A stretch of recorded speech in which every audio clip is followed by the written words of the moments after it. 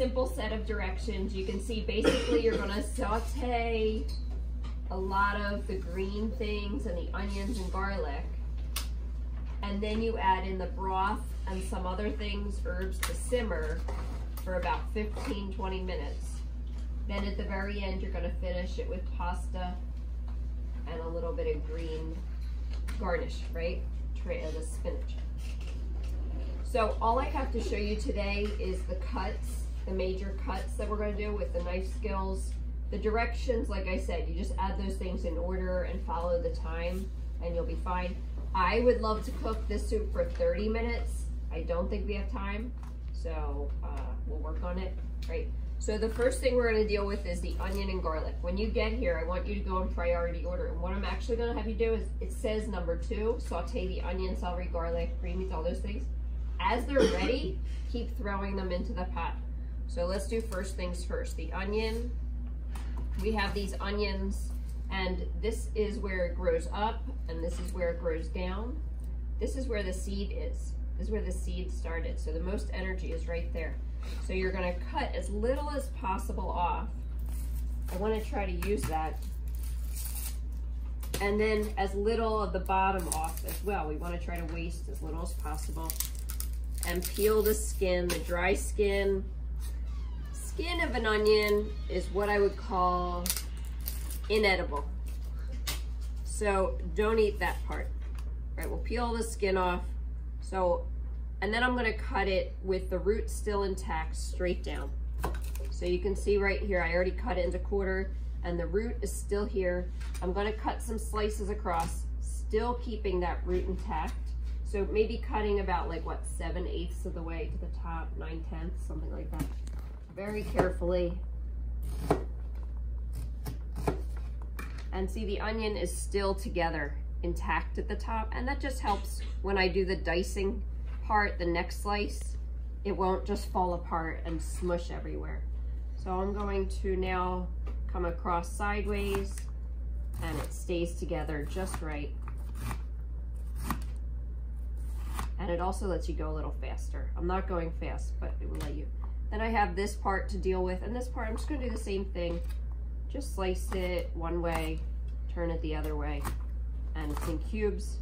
Sometimes when you have a little bit of root right there, it is better to cut it into tiny pieces, just for aesthetics. All right, let's deal with the garlic now. What is this called? One big chunk of garlic is called a bulb. Bulb, nice. And then one little bit out of there, this one is called a clove. Good. So you're gonna take a couple cloves, as much as you like. 2 teaspoons is probably 1 to 2 whole cloves of garlic. And you just take them like this, and side of your knife, butt of your hand, just smash it. And that lets you peel the skin super fast. And it won't really matter because we're gonna do a mince. So it doesn't really matter so much what it looks like at this point, right? So here's the garlic. And I'm first just gonna do a little rough chop just to get started. And once I have that, I can come in and do that cross chop with my hand on top, keeping it together until it's super duper minced. Bring it together.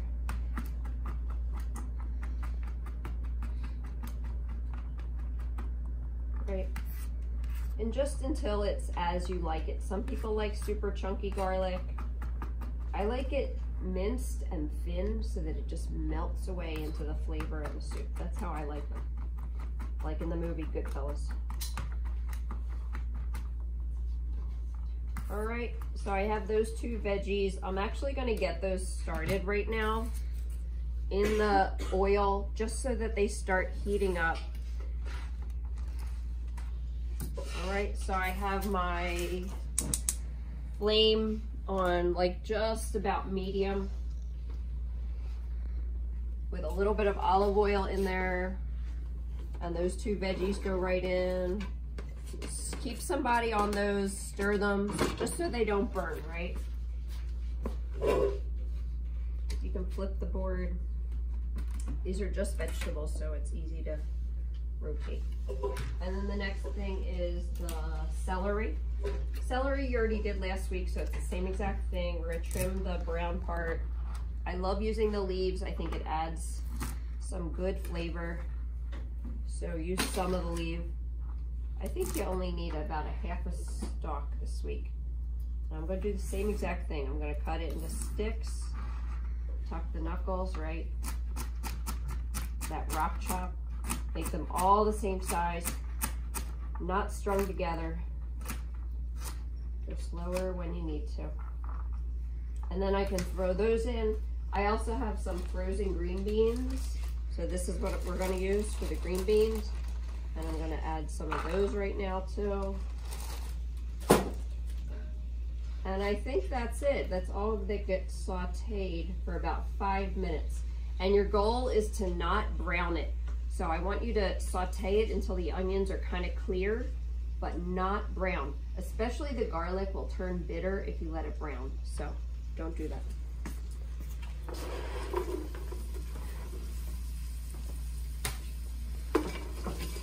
All right, so you'll keep somebody on this. So it just looks like white and green, right? No big deal. And then get the rest of the things ready. I think we have to cut carrots, zucchini,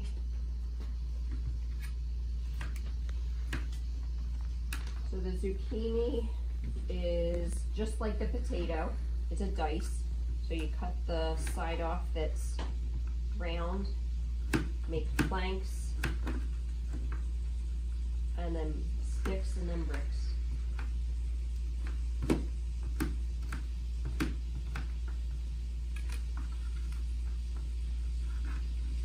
Turn them sideways, come across.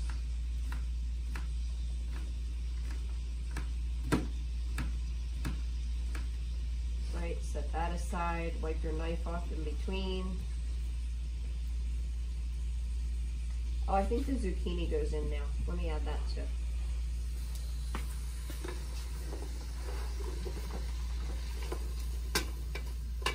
Okay, nice. The carrot is going to be a julienne cut, so you're gonna think about how long you want each piece, and then cut your pieces as long, because they're gonna stay in sticks, so it's gonna be like a thin matchstick, right? Same as the potato, you're gonna cut the side off that's round. Now I can deal with it. Make planks. I do all my planks at once. These are, if it's skinny like this, it's pretty rolly, so take your time. Make it flat, planks. And now I'm gonna come along and eyeball it so it's identical matchsticks all the way along. If you were in culinary school, you would be cutting all the round sides off to make it perfectly square before you even started.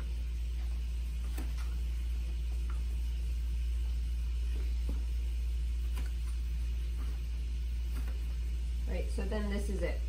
So this is the matchstick you'll end with. That's your desired end result.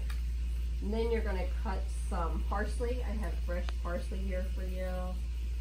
Some people like to use the stems. It's up to you. They're crispy. I don't know. I throw them in my juice, but not in my soup. And then I'm gonna do the same thing, the cross chop here. So it's like a rough chop to start, just to get it started. And then I'm gonna come in there and squeeze it all together.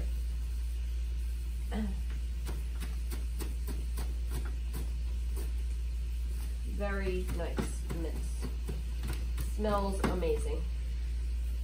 So once everything is translucent, step 3, you're gonna add the broth with all these other parts and let it cook down. So the flavors will concentrate, the water goes away, everything starts to soften and come together. The broth is going to be your vegetable bouillon. So this is the same as you used for chicken last week, except you're gonna make it yourself this time. Last time I had it in a crock pot. all you do is you take the cube and you add it to water and then put it in. So instead of me having it ready for you, it's the same exact thing. So you just measure out your water, and every package is different. You do have to read. Some will say 1 cube to 1 cup of water. Some say 1 cube to 2 cups.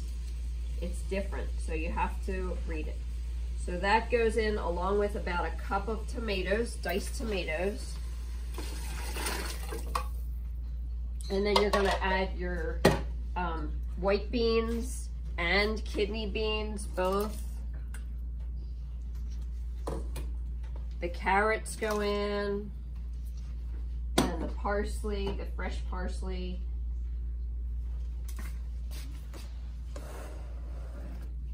And then the last thing you're gonna add is the dried herbs, and that's the only other thing I wanna show you.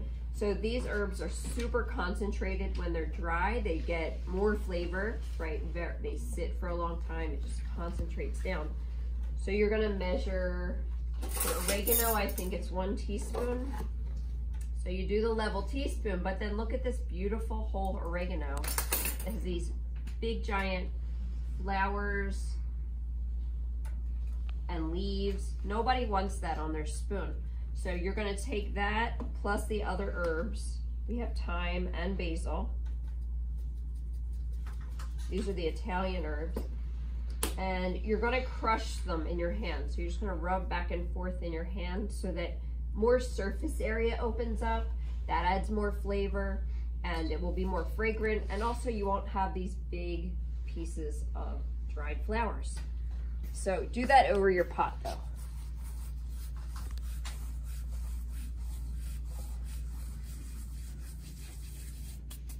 Let that cook down for about 15-20 minutes.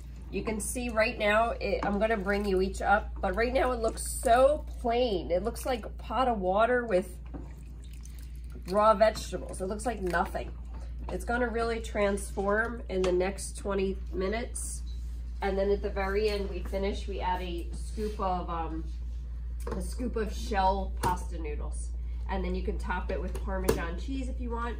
If you want to bring in little meatballs tomorrow, frozen meatballs already ready, or what's another, or if you want to get a rotisserie chicken from the market that's already cooked, you could just tear apart the chicken and put chicken pieces in. You could serve it with garlic bread or in a bread bowl, right? All those wonderful things. So this soup is really versatile to play with. All right, so in about 15 minutes, we'll check back. A long time ago, I took a recipe off of cdkitchen.com.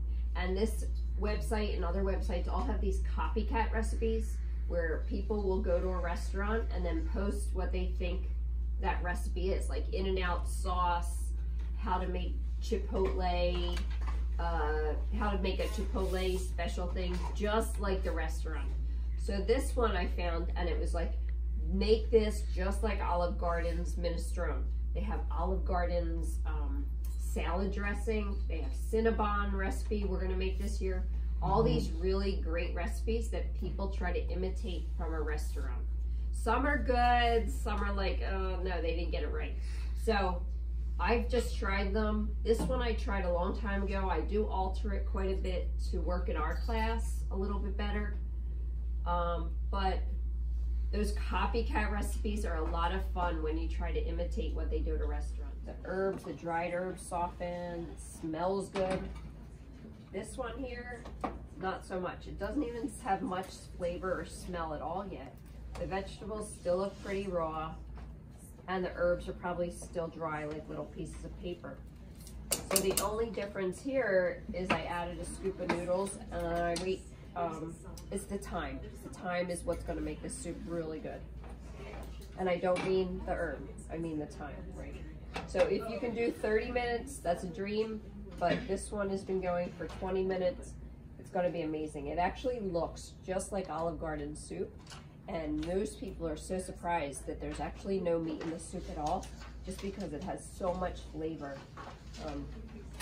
But like I said, you could add those frozen meatballs or rotisserie chicken or something if you really want to have meat. It has lots of protein.